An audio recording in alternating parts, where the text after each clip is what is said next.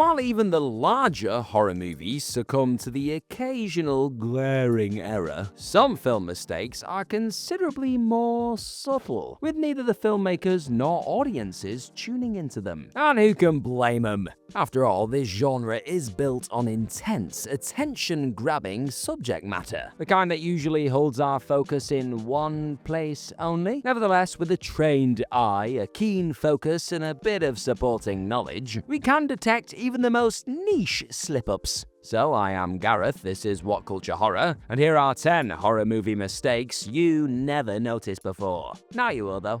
Number 10, 360 Degrees of Sunrise, from Dusk till Dawn. The Quentin Tarantino-penned, Robert Rodriguez-directed crime horror From Dusk Till Dawn managed to steal George Clooney away from his television roles and turn him into an action star. Well, at least for the time being. The future Ocean's favorite featured alongside Tarantino himself as the Gecko brothers, a pair of ne'er-do-well bank robbers on the lam who find themselves holed up for the night in Mexican strip club The Titty Twister. Did not see myself saying that today. One of the most famous gear shifts of modern cinema sees the brothers plunged into a nightmarish world of the supernatural, when the bar's staff and other clientele turn out to be vampires. If you didn't know that already, where have you been? And while Rodriguez handled this change of tone masterfully, turning out a cult classic in the process, that does not mean he got everything right. In particular, during the final battle in which Seth and Kate Fuller are trapped and facing down a small army of vampires, they are saved by sunrise spilling in through the gaps and bullet holes in the walls. The light enters through holes in all walls simultaneously, when in reality the sun only rises from one direction and should therefore only be shining through one side of the building, right?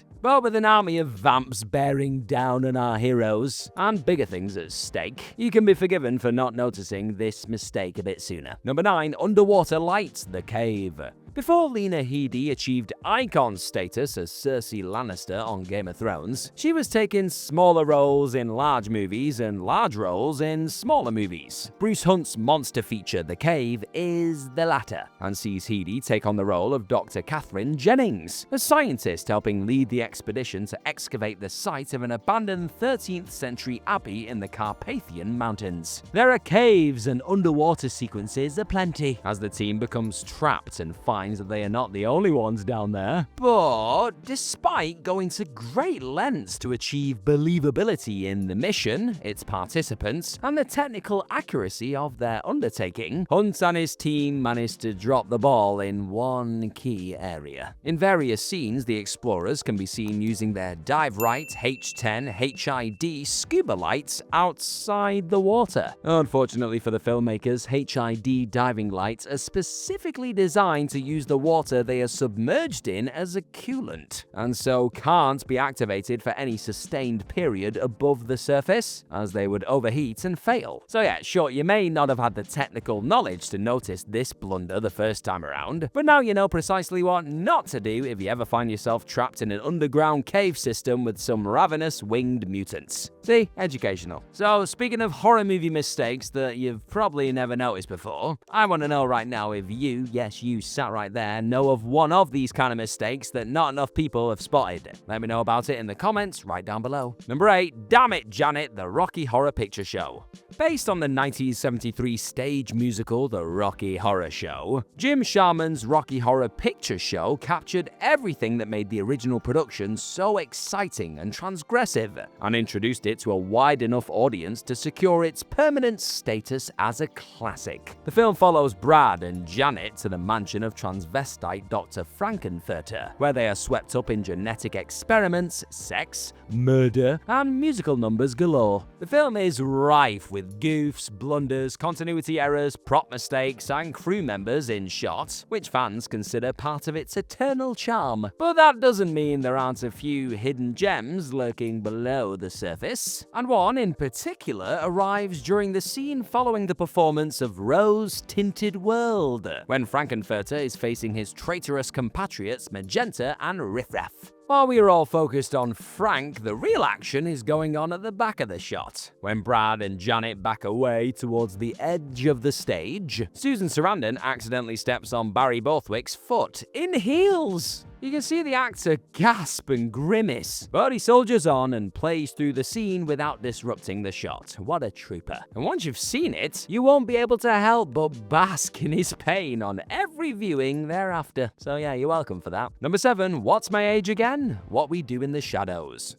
What We Do in the Shadows revolutionized the vampire movie. Just as the genre was coming down from Twilight mania and entering a cold spell, it also launched director and star Taika Waititi into the mainstream and scored him a sweet gig at Marvel. But despite his masterful handling of his material, he has still made a few mistakes. The film centers on Waititi's Viago, an old-fashioned vampire in a modern world living and thriving in Wellington, New Zealand, with a complement of kooky, blood-sucking housemates. While every detail about the character, from his period dress to his outdated social norms, is spot on, there is one pretty hefty error that goes unaccounted for, but which the casual viewer wouldn't typically notice. When we are introduced to Viago, the on-screen captions state that he is 379 years old, but he later reveals he was born in 1795 and was an 18th century dandy before he became a vampire. So a bit of quick maths tells us that if Viago was 379 years old in 2014, that would make his birthday 1635, over a century before the dandies existed. Well, you can't get everything right, I guess. Number 6, Restart My Heart, The Thing. John Carpenter's alien body horror The Thing was maligned and shunned at the time of its release, as audiences on both sides of the pond were gripped by a cultural conservatism that couldn't accommodate a film this unconventional and uncomfortable. Kurt Russell stars as R.J. McGreedy, a helicopter pilot on an Antarctic research base who finds himself in the midst of a shape-shifting alien attack. And when the going gets rough, it's anyone's idea who the monster is. During the scene in which geologist Norris appears to suffer a heart attack, Dr. Copper attempts to revive him via defibrillation. Now, this seems common sense enough, given they have the setup and equipment to do it, and that Copper is a trained medical physician. There's only one issue though. Before his arms are swallowed by the Thing, who has been masquerading as Norris in an attempt to dupe the other survivors, Copper attempts to defibrillate his stomach. Right. Granted, it makes for a gory and shocking scene, but nobody trained in medicine, and even most who aren't, could make such an obvious blunder in such vital circumstances. Especially someone who had just mere seconds prior already shocked the man's chest. But did you even notice, or were you too busy watching a man get his arms chopped off? Yeah, probably the latter. I hope you're having fun with this mistake-stuffed video right here, my friend. And if you are, then hit that subscribe button down below and you'll get even more of these What Culture horror videos. Ah, what a world we're living in. Number 5, closing time, Thanksgiving. Though it may be hard to believe, it has been a whole year and a half as of recording since Eli Roth put himself on the map again with holiday slasher Thanksgiving. Developed from the fake trailer Roth made for Quentin Tarantino and Robert Rodriguez's Grindhouse double feature, Thanksgiving is a cautionary tale about greed and vengeance, which finds a killer pilgrim stalking the townsfolk of Plymouth, Massachusetts. The picture kicks off with an epic frenzy reminiscent of Roth's Green Inferno, when a baying mob of shoppers descends on the local superstore for some tasty Thanksgiving discounts. The chaos unleashed when they stampede into the shop claims the lives of the owner's wife, Amanda Collins, security guard Doug, and a customer in typically grim fashion, snapped limbs, scalpings, etc. Deaths that provide the killer's reason for existing. However, in reality, this scene could never unfold because Massachusetts state law does not permit stores, especially large retail stores and supermarkets, to be open on Thanksgiving. This is thanks to the state's so-called blue laws, which were originally conceived of to make sure people went to church and observed religious traditions. And given this is the foundation for the entire film, you'd think that Roth would have been more careful with his details, right? Well, clearly not. Happy Thanksgiving for 2025 in advance, yeah. Number 4, listen to her heart, Twilight. Released nearly 17 years ago, Catherine Hardwicke's Twilight lit the touch paper on the whole teen vampire feeding frenzy that had fans going mad for soft-serve vamp content for several years, before they moved on, thankfully, leaving a severely debilitated genre in their wake. The first film introduces us to Bella Swan, a bland every girl who attracts the attention of sparkly veggie vampire Edward Cullen and his clan. They flirt, they fight, they play baseball. You know the story. Following the movie's climactic scene in which the Cullens beef with some genuine bloodsuckers, Bella is knocked out and wakes up in hospital. While Edward may not have a heartbeat, Bella sure does. And her EKG machine, which records electrical signals in the heart, is visible by the bed, showing a steady pulse with an accompanying beep. So far, so fair enough. However, viewers with a good ear will notice the rate of beeping doesn't change while her mum tells her the cover story the Cullens concocted for why she is so banged up. Despite remembering and reliving what really happened, sure, she may just have nerves of steel. But this is not where it ends. After her mum heads off, Edward tells Bella she needs to leave Forks so she's not in danger anymore. Bella gets visibly flustered and upset, yet that EKG just keeps chirping away at the same steady rate. I mean, there's nerves of steel, and then there's just a hiding in plain sight mistake. Number 3, Written in Blood, The Evil Dead. A low-budget horror movie for the ages, The Evil Dead began life as a suitably shocking, schlocky, and gory entry into the 80s horror canon. Sam Raimi's Cabin in the Woods possession horror sees a group comprising Ash Williams, his girlfriend, and their closest friends make the trek up to a remote lodging for a night of partying and shenanigans. But when they find and read from the Book of the Dead, the Necronomicon, and play a recording of the professor who was studying it, evil spirits rise and attempt to kill them all. While everything about the film, from its frenetic direction to hammy acting to cheap yet effective practical effects, made it an instant cult classic, there are nonetheless the few flaws that come with the territory of low-budget filmmaking. One of the more subtle instances is linked to the book that causes the whole nightmare. The professor's tape announces that the Necronomicon is bound in human flesh and inked in human blood, and yet when Ash is flicking through the text, it is clearly penned in ordinary ink and sketched and shaded in graphite. Now, there are portions of color, a bright red at one point, but these could not possibly have been blood, as blood turns brown on paper. Don't ask how we learned that. You can be forgiven for not noticing this, however, because it is only after Ash has perused the book that we discover it's supposed to be written in blood. Number 2, Gun Jam, Longlegs.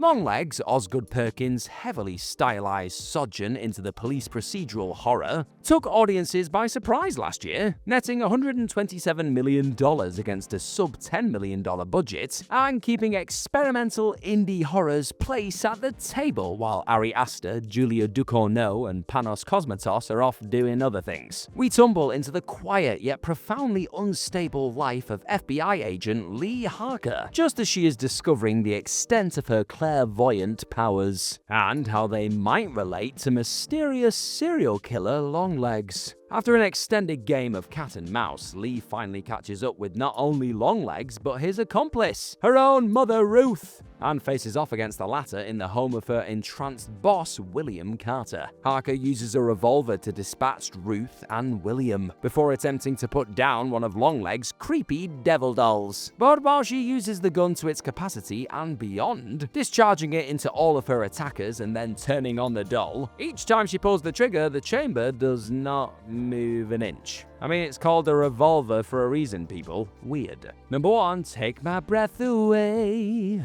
Snakes on a Plane. While it was a so bad it's good meme fest at the time, Snakes on a Plane has now largely been forgotten, its novelty succumbing to the onslaught of bonkers high-concept horrors that have arrived in the years since. In the film, Samuel L. Jackson takes to the skies as FBI agent Neville Flynn, whose job of protecting a witness in a crucial murder case becomes so much harder when he discovers their plane is full to the brim with venomous snakes. Oh, what a nightmare. Now, look, most films don't really understand depressurization on aeroplanes, but Snakes on a Plane takes the biscuit. During the third act, Flynn instructs passengers to hold their breath before he shoots out the window, ostensibly to get rid of the snakes. But this opens a whole can of fanged worms director David R. Ellis clearly wasn't aware of. You see, holding your breath is a bad idea when atmospheric pressure suddenly drops, and causes lung injuries similar to those divers experience if they do the same moving between depths. Not only that, but such a large hole in the aircraft would destroy its hull almost instantaneously, leading to catastrophic damage in mere seconds. Not an extended scene in which passengers can stand,